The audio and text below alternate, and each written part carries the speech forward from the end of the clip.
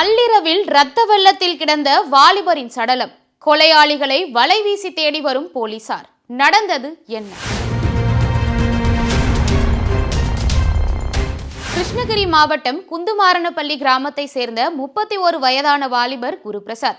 இவர் real estate தொழில் செஞ்சுட்டு வராரு.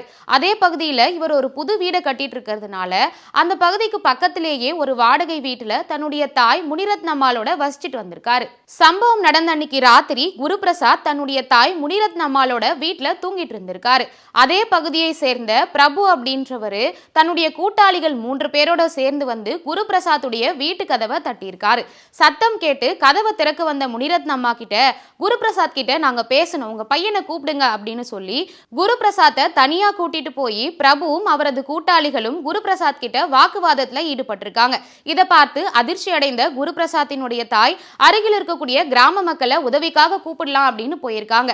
இந்த நேரத்தை பயன்படுத்திக்கிட்ட பிரபுவும் அவரது கூட்டாளிகளும் குருபிரசாத்தை அந்த இடத்திலேயே கத்தியால குத்தி கொலை பண்ணிட்டு 4 பேரும் அந்த இடத்துல இருந்து தப்பி ஓடி இருக்காங்க. தகவல் அறிந்து சம்பவ இடத்திற்கு விரைந்து வந்த காவல்துறையினர் ரத்த வெள்ளத்துல சரிந்து கிடந்த குருபிரசாத்தினுடைய உடலை மீட்டு தேன்கனிக்கோட்டை அரசு மருத்துவமனைக்கு பிரேத பரிசோதனைக்காக அனுப்பி வைக்கிறாங்க. முதற்கட்ட விசாரணையில ரியல் எஸ்டேட் தொழில ஏற்பட்ட பணத்தகராறு காரணமா இந்த கொலை நடந்திருக்கலாம் அப்படின்னு காவல்துறையினர் தெரிவிக்கிறாங்க. மேலும் இந்த சம்பவம் தொடர்பா வழக்கு பதிவு செய்த காவல்துறையினர் தப்பி ஓடிய கொலையாளிகள் 4 பேரையுமே தீவிரமா தேடிட்டு வராங்க.